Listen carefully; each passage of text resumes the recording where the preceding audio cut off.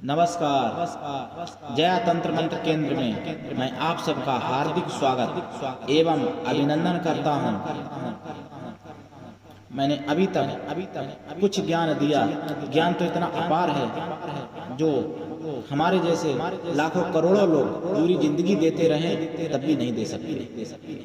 थोड़ा समय ज्ञान आपके लिए लाया हूं जिससे आप अपने जीवन में विशेष लाभ उठा सकते हैं और आप अपने को धन्य बना सकते हैं। आज मैं आपके लिए लाया हूं ऐसी जानकारी जो कि आदमी मरने के बाद कहाँ जाता है और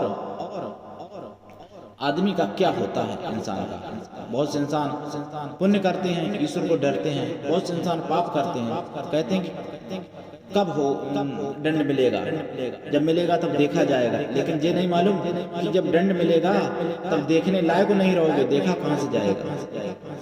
देखिए, आप अपने बारे में सोचिए मेरे प्रियजनों, आप अपने बारे में सोचिए कि आप कौन हैं और कहां से आए हैं और आपको जाना कहां। संतान उत्पत्ति करना, भोजन करना और सोना, ये तो पशु भी करते हैं।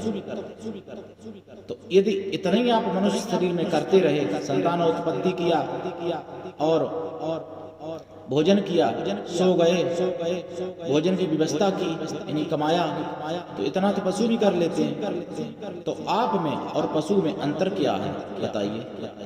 जब आप इससे हटके कुछ करेंगे तो समझ लो कि आप मानव हैं। तो आप सोचिए आपका कितना बड़ा भाग है। पहली बात तो 84 लाख योनियों में से सबसे बड़ा भाग है जिसको मनुष्य का जन्म मिला। उन मनुष्यों में भी सबसे बड़ा भाग उसका है जो भारत में जन्म पाया, जिसका जन्म भारत में हुआ। और उन भारतीयों में भी सबसे बड़ा भाग फिर उसका है जो सनातन धर्म में जिसने जन्म लिया। क्योंकि मैं किसी धर्म की बुराई नहीं करता, सभी धर्म मेरे लिए सम्माननीय हैं, लेकिन मैं ये बात दावे के साथ कह सकता हूँ कि हमारे सनातन धर्म के बराबर और कोई धर्म आस्तिक और आध्यात्मिक नहीं है। कोई भी धर्म हो, सनातन, क्योंकि ये सभी धर्म जानते हैं, मानते भी हैं। सभी धर्म गुरु मानते हैं इस चीज को और जानते भी हैं कि सनातन धर्म सबसे पुराना धर्म है। सब धर्मों की जड़ है सनातन धर्म। सनातन धर्म से ही सिख, ईसाई, मुस्लिम, यहूदी, बौद्ध, जैन जो भी बने सनातन धर्म से बने।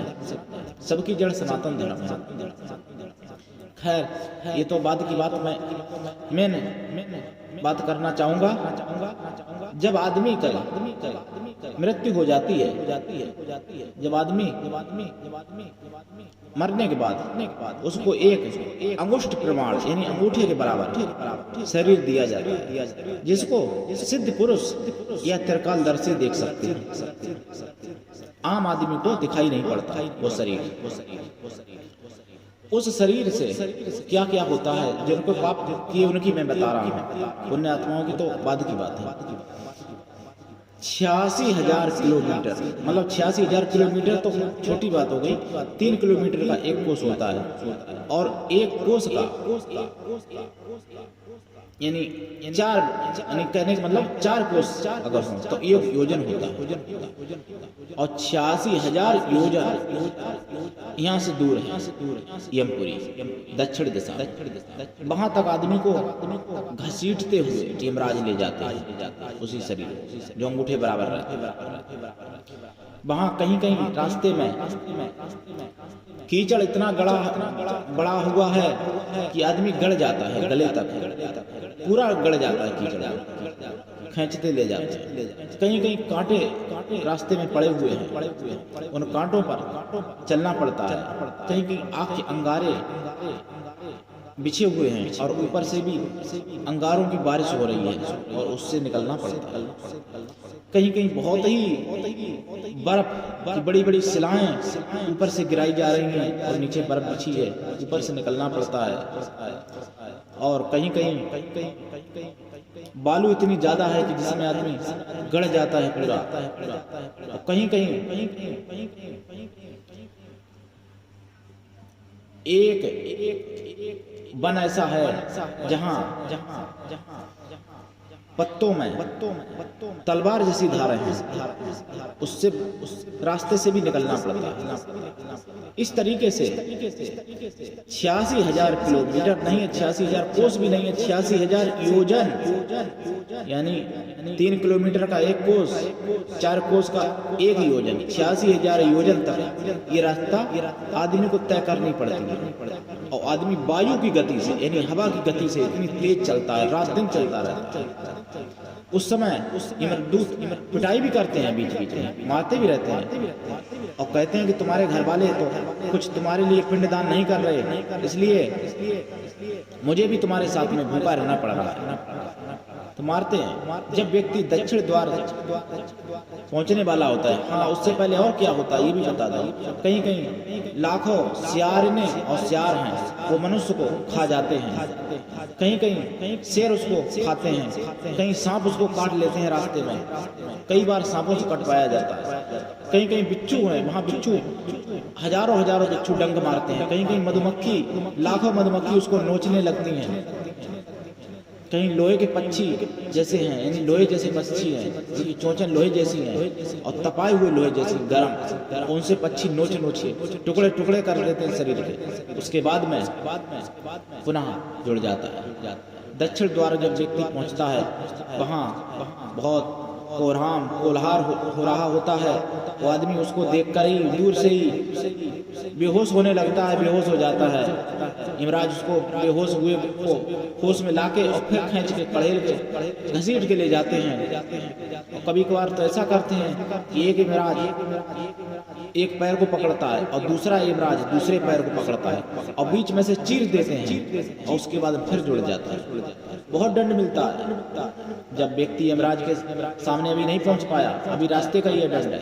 जब व्यक्ति दक्षिण द्वार से प्रवेश हो जाता है, 3 नदी पड़ती है। एक खून की नदी है, खौलता हुआ खून। एक पीप की नदी है जो स्पर्श होता है, वो खौलता होता है। एक आग की नदी है, तेजाब की, उसमें सब में डुबा के निकाला जाता है और एक नहीं बरसों डूबते रहते हैं लोग।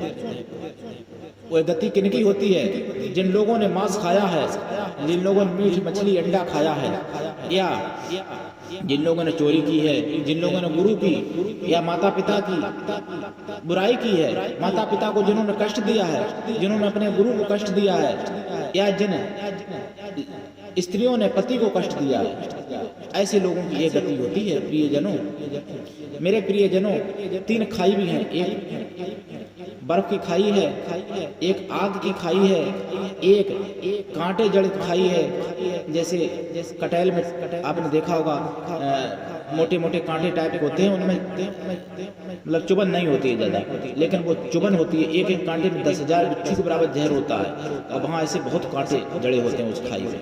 उन पर सब पर दबा के घसीट के निकाला जाता है। 3 दीवालें भी इसी तरीके से, यानी 3 दीवालें, 3 खाई, 3 नदियाँ हैं। और उनको सबको पार करने के बाद फिर आपको बता दूं, जिस स्त्री ने कभी भी अपने पति के सिवा और किसी से यदि गलत संबंध बनाया है तो उसको वहां पर लोहे का पुरुष, एकदम लाल गरम लोहे का पुरुष पकड़ता है और कहता है, दुष्टा, तूने मुझे कलयुग में वहां नीचे नहीं छोड़ा था, इसलिए मैं तुझे यहाँ नहीं छोड़ने वाला। इसी तरीके से जो कोई पुरुष है बिना विवाह के किसी स्त्री से या किसी लड़की बहन की तरफ गलत दृष्टि डालता है, गलत संबंध बनाता है, उसको वहाँ लोहे की स्त्री मिलती है। वो पूरे शरीर उसका लोहे का होता है, लाल होती है आग की तरह, और वो पकड़े रहती है। उसके पूरे शरीर में कांटे होते हैं और बरसों तक पकड़े रहती है। कहती है, दुष्ट, तूने वहाँ मुझे नहीं छोड़ा था, इसलिए मैं तुझे यहाँ नहीं छोड़ने वाली। इस तरीके से दंड मिलता है। ये कर्म का लेखा जोखा अभी कुछ नहीं कटा, ये सब ब्याज का दंड है जो कर्म करके जाता है। जब यमराज के सामने व्यक्ति पहुंचता है तब यमराज उसको डांटते हैं और बहुत भयंकर रूप दिखाते हैं, जिसको आदमी देख कर ही मूर्छित हो जाता है, बेहोश हो जाता है, फिर होश में आता है। चित्रगुप्त समझाते हैं और कहते हैं, दुष्टो, अब तुमको यहाँ डरने से क्या फायदा? वहाँ तुमने ऐसे ऐसे क्यों पाप किए? क्यों अपने माता पिता की बुराई की? क्यों अपने माता पिता को कष्ट दिया? क्यों तुमने अपने गुरु की बात नहीं मानी? क्यों तुमने मीट खाई, मांस खाया? क्यों तुमने शराब पी? क्यों तुमने अंडा खाए? क्यों तुमने किसी लड़की बहन की तरफ गलत दृष्टि डाली? या क्यों तुमने किसी पुरुष की तरफ गलत दृष्टि डाली? क्यों चोरी की? क्यों ऐसा पाप किया? डांटते हैं, समझाते हैं। चित्रगुप्त कहते हैं, अब ये पाप जो किया है ये भोग लो, आगे अब अच्छा करना नीचे जाके, जो कि तुमको फिर अच्छे परिणाम मिले। और उसके बाद में यमराज अपनी जब लेखा जोखा करते हैं और देखते हैं तो उसको फिर नरकों में डाल देते हैं। और एक दो नरक नहीं है, लाखों प्रकार के नरक हैं। कहीं कहीं जो मीट मछली अंडा खाने वाले हैं उनको लाखों वर्षों तक काटा जाता है और फिर जुड़ते हैं, फिर कटते हैं, फिर जुड़ते हैं, फिर कटते हैं। जो झूठी गवाही देते हैं उनकी लोहे की चोंच वाले पक्षी, कौवा वगैरह जीभ उखाड़ लेते हैं, जीभ तुरंत नहीं जमाती है, फिर उखाड़ते हैं। दर्द दिया जाता है वहाँ के बाद, दर्द देने के लिए ऐसा होता है। जो किसी निर्वस्त्र स्त्री को देखते हैं या स्त्री के कोई गलत अंगों को देखते हैं या गलत दृष्टि डालते हैं, गलत निगाह से देखते हैं किसी स्त्री को, तो उनकी आंखें पक्षी निकाल लेते हैं वहाँ पर, और फिर नई उत्पन्न हो जाती हैं, पुनः निकालते हैं, पुनः नई उत्पन्न होती हैं। ऐसा ही लाखों वर्षों तक ये सिलसिला चलता रहता है। मेरे प्रिय जनों, मेरे प्रिय भाई बहनों, इसलिए मैं आपको समझाना चाहता हूँ। और जो झूठी गवाही देते हैं उनका मैंने बता दिया। जो मांस खाते हैं उनको वहाँ पर एक शरीर में से हजारों कुत्ते नोच नोच के खा जाते हैं और फिर शरीर नया मिल जाता है, नया जन्म मिल जाता है, मतलब नया जुड़ जाता है, फिर जुड़ जाता है शरीर। उसके बाद में फिर कुत्ते नए नोच के खा जाते हैं। उनके कुत्तों के दांतों में आग जैसी जलन होती है, आग के बने कुत्ते होते हैं वो सब, उनका शरीर पूरा आग का बना होता है और वो नोच के खाते हैं। कितना कष्ट होता होगा मेरे प्रिय जनों। वहां पर आदमी इतनी तेज चिल्लाता है जो कि लाखों योजन तक आवाज जाती है, लेकिन वहां पर कोई बचाने वाला नहीं है। इसलिए प्रियजनों, मेरा आपसे निवेदन है कि आप शुद्ध शाकाहारी रहो और आप अपने आचार विचार सुधार के रहो और आप सनातन धर्म का विशेष प्रचार करो। सनातन धर्म ही एक ऐसा है जो आपको पापों से बचा सकता है। और मेरे प्रियजनों, यदि आपको किसी भी प्रकार की कोई समस्या है, ज्ञान ध्यान से संबंधित, तंत्र मंत्र से संबंधित, तो आप मुझसे अवश्य संपर्क कर सकते हैं। यदि आप मेरे चैनल पर नए हैं तो मेरे चैनल को आप अवश्य सब्सक्राइब कर लें और कमेंट भी करें, लाइक करें, शेयर करें। किसी भी प्रकार की यदि आपको तंत्र मंत्र से जुड़ी हुई कोई भी सामग्री चाहिए तो आप मुझसे अवश्य फोन कर सकते हैं। किसी भी प्रकार की यदि कोई समस्या है तो आप अवश्य फोन कर सकते हैं। किसी भी प्रकार की कोई रिद्धि सिद्धि साधना सीखनी है तो आप मुझसे अवश्य फोन कर सकते हैं। मेरा मोबाइल नंबर है 9305 63 71 73। तो आज के लिए इतना ही। धन्यवाद। जय श्री राम। हमारे चैनल को लाइक शेयर व सब्सक्राइब करें। धन्यवाद। जय श्री राम।